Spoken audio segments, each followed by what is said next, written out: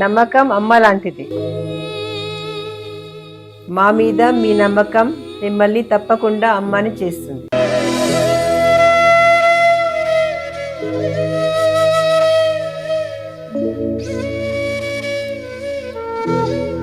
నేడు ఎంతో మంది మా మీద నమ్మకంతో అమ్మాయారు.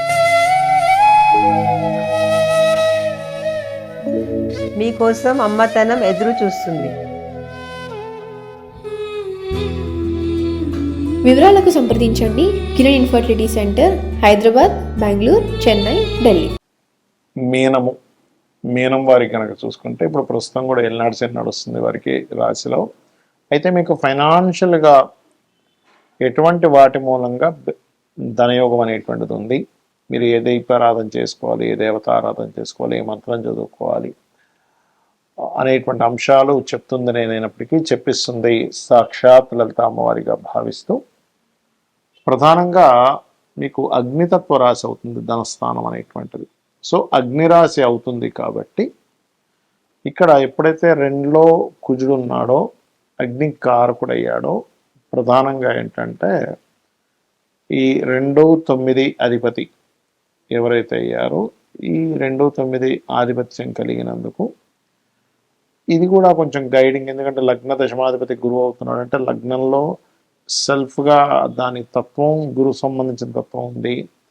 దీంతో పాటు ఎప్పుడైతే 2-11 స్థానాలు ఆధిపత్యం కలిగిందో ఇది కూడా ఏంటంటే ఎటువంటి ఫలితాలు ఇస్తుంది ఏమిటి అని చెప్పి చూసుకున్నట్లయితే ఇది కొంచెం టీచింగ్, ట్రైనింగ్, అందులో ముఖ్యంగా sports related trainings, sports related గైడింగ్లు, ఫైరీ రిలేటెడ్ సంబంధించిన వస్తువుల మూలంగా ధనయోగం కలగడము, లక్ష్మీ నరసింహస్వామిని ఆరాధన చేయడం ద్వారా కూడా ఎక్కువ ధనయోగం కలుగుతూ ఉంటుంది.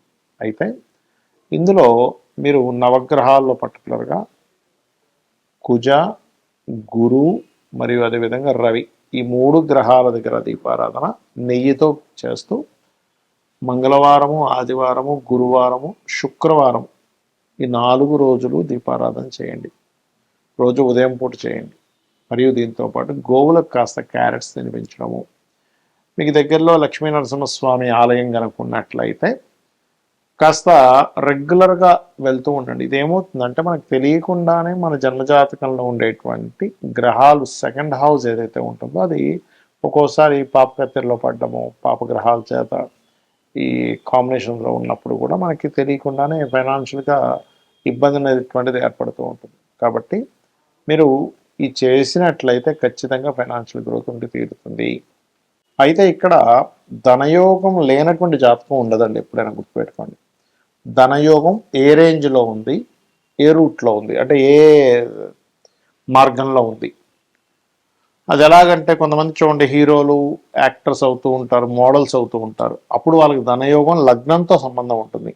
మీకు ఎప్పుడైనా ధనయోగం కనుక లగ్నంతో సంబంధం కలిగింది, ఇందాక నేను చెప్పినటువంటి మీ రాశికి మీ లగ్నానికి ఏదైతే కాంబినేషన్ చెప్పానో అది లగ్నానికి సంబంధం వచ్చింది అనుకోండి, మీరు ఒక మోడల్ గానో లేకపోతే మీరు ఒక యాక్టర్ గానో, ఇప్పుడు అంటే మిమ్మల్ని చూస్తే ధనం వస్తుంది అన్నట్టుగా. ఇప్పుడు యాక్టర్స్, మోడల్స్ వీళ్ళంతా అదే కదా, అట్లా అన్నమాట. అలా కాదండి, కుటుంబ సభ్యులతో ఉంటే కొంతమందికి బాగా కుటుంబ సభ్యుల సపోర్ట్తో ధనయోగం వస్తుంది, కొంతమంది కుటుంబ సభ్యులతో దూరంగా ఉంటే ధనయోగం వస్తుంది. అది ఎలాగా అంటే ధనకారకుడు మెయిన్గా సెకండ్ హౌస్లో ఎక్కువ కనెక్టివిటీ ఉంటాడు. అలాగే సెకండ్ హౌస్లో ధనాధిపతి కనుక ఉన్నట్లయితే పర్టికులర్గా వాళ్ళు వృత్తి అంటే ఏదైతే వాళ్ళు జాబ్ చేస్తారో ఆ జాబ్ మూలంగా వస్తుంది, కానీ వ్యాపారం మూలంగా రాదు అక్కడ. ఇది ప్రధానంగా గుర్తుపెట్టుకోవాలి. అంటే మీ యొక్క జన్మజాతకంలో వ్యాపార మూలం కూడా వస్తుంది, రాదని చెప్పట్లేదు. కాబట్టి బుధుడు స్ట్రాంగ్గా ఉండాలి. మెర్కురీ స్ట్రాంగ్గా ఉంటేనేమో వ్యాపారంలోకి వెళ్ళాలి. ఓకే, మెర్కురీ స్ట్రాంగ్గా లేకపోతే ఒకవేళ వ్యాపారంలోకి వెళ్ళినా సర్వీస్ ఓరియంటెడ్ రిలేటెడ్ సంబంధించిన వ్యాపారాలు చేస్తే మంచిది, గుర్తుపెట్టుకోండి. బట్ సెకండ్ లార్డ్ సెకండ్ హౌస్లో ఉంటే కనుక వ్యాపార యోగాలు కూడా ఇస్తాడు, కానీ బుధుడిని చూసుకోవాలని చెప్తున్నాను నేను మీకు. ఇక అదే మీడియేటింగ్ ద్వారా డబ్బులు వస్తాయి చూడండి. కొంతమందికి రియల్ ఎస్టేట్లో ఎవరిదో ప్లాట్ ఉంటుంది, ఇంకొరెవరో కొనుక్కుంటుంటారు. మీడియేటింగ్గా మీరు వాళ్ళిద్దరికీ ఒక సర్వీస్ ఇస్తారు. అలా మీకు రావాలన్నా లేకపోతే ఏదైనా ఒక ప్రోడక్ట్, ఇప్పుడు చూడండి మనకి జొమాటో లేకపోతే ఇట్లాంటివన్నీ ఉన్నాయి కొన్ని. అవి ప్రోడక్ట్ వాళ్ళది కాదు, ప్రోడక్ట్ ఒకరు అమ్ముతారు, ఇంకొకరు ఇంకొకరికి అవసరం ఉంటుంది, వీళ్ళ మధ్యలో ఉండి వాళ్ళు ఒక యాప్ క్రియేట్ చేసి చేస్తుంటారు. అలాంటప్పుడు ఏంటంటే థర్డ్ లార్డ్ ఇస్తున్నాడని అర్థం చేసుకోవాలి. అంటే థర్డ్ హౌస్ కనుక మీకు ధనయోగంలో కనెక్ట్ అయితే అప్పుడు మీరు ఓకే నేను ఆన్లైన్లో మీడియేటింగ్గా ఏదైనా చేయాలి, అంతేగాని అలా ఆన్లైన్ అన్నాను కదా అని వెళ్ళిపోయి మీరు ఆన్లైన్లో ఈ పేకాటలు ఇవి ఆడటం కాదు. మరి కొంతమందికి భూమి మూలంగా ధనయోగం ఉంటుంది, లేదా ప్రాపర్టీస్ మూలంగా ధనయోగం ఉంటుంది. అంటే కొంతమంది ఏం చేస్తారంటే ప్రాపర్టీస్ మీద కనుక ధనయోగం ఉంటే మీరు ప్రాపర్టీస్ మీదే మీరు ఇన్వెస్ట్మెంట్ చేయాలి. అయితే అది ఎలాగా, గృహం మీద చేస్తారా స్థలం మీద చేస్తారా అని చూసుకోండి. గృహం మీద అయితేనేమో శుక్రుడు బాగుండాలి, స్థలం మీద అయితే కుజుడు బాగుండాలి, గుర్తుపెట్టుకోండి.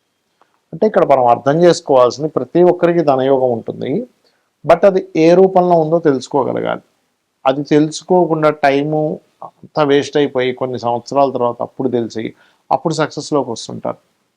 ఇక అలాగే ఈ 4th హౌస్ కనుక కనెక్టివిటీస్ వస్తే అందులో శుక్రుడు కానీ చంద్రుడు కానీ ఇన్వాల్వ్ అయితే ఈ క్యాప్స్ లేకపోతే ఈ ఫుడ్ రిలేటెడ్ సంబంధించినవి, 2nd హౌస్ కూడా చంద్రుడు వచ్చినా ఫుడ్ రిలేటెడ్ చేసుకోవచ్చు, అలా 7th హౌస్కి వచ్చినా కూడా. ఇక 5th హౌస్కి ధనయోగం కనెక్ట్ అయింది అనుకోండి, ఉదాహరణకి క్రియేటివిటీ, సినిమా ఫీల్డ్లో వాళ్ళు, ఫ్యాషన్ డిజైనింగ్స్, ఇవాళ ఏదైతే క్రియేటివ్తో సంబంధం ఉంటుందో, అందంతో సంబంధం ఉంటుందో, మగ్గం వర్క్ కూడా తీసుకోవచ్చు అక్కడ. అలా 6th హౌస్ కనుక కనెక్ట్, 5th హౌస్ కనెక్టివిటీ వస్తే ఇంకోటి కూడా ఏంటంటే మెడికల్ కూడా అండి.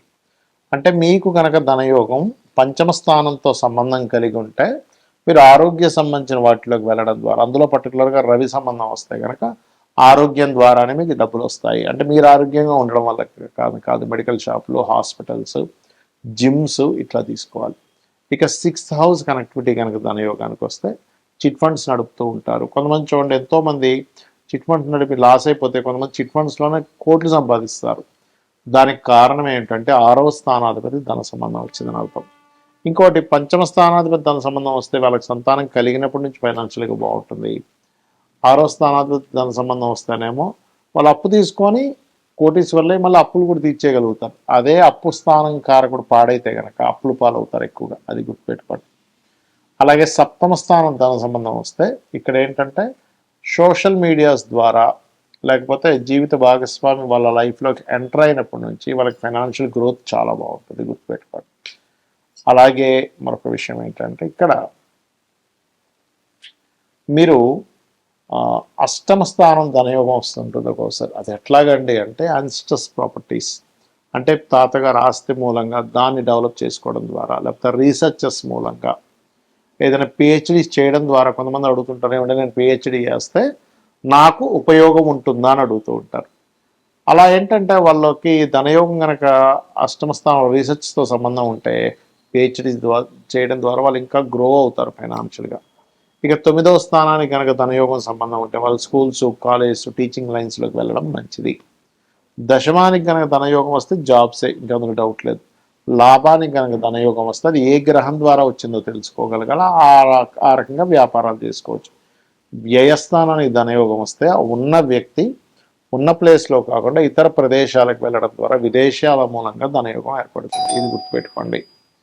ఇక ఈ ధనయోగం ఫస్ట్ అసలు ఏ ఇయర్లో ఉందో చెక్ చేసుకోవాలి. అంటే ఎలాగా, మహాదశలు అంతర్దశలు ఏ సంవత్సరం నుంచి ఏ సంవత్సరం లోపల మీకు కనెక్ట్ అవుతున్నాయి. ఎర్లీ ఏజ్లో ఉందా, కొంచెం మిడిల్ ఏజ్లో ఉందా, లేట్ ఏజ్లో ఉందా ధనయోగం అనేటువంటిది, పాపకత్తెరలో ఉందా, శుభకత్తెరలో ఉందా, దానికి మహాదశ అంతర్దశలతో పాటు గోచారం ఎంతవరకు సపోర్ట్ చేస్తుంది, ఇవి ప్రధానంగా తెలుసుకోవాలి. ఇవి తెలుసుకోకుండా అయ్యో నాకు రావట్లేదని, లేదా అతనికి అసలు ఏ వ్యాపారం ఏ రూట్లో ఉందో తెలియక ఇబ్బంది పడుతుంటారు. కాబట్టి ఇది పాపకత్తెరలో ఉంటే పాపగ్రహాలకు దానం ఇస్తూ ఉండాలి. ఓం సంపత్కరీ సమారూఢ సింధుర వ్రజ సేవితాయ నమః, ఓం ధర్మాధ్యక్ష ధనాధ్యక్ష ధనధాన్య వివర్ధనీయ నమః చేసుకుంటే అన్ని విధాలా బాగుంటుంది.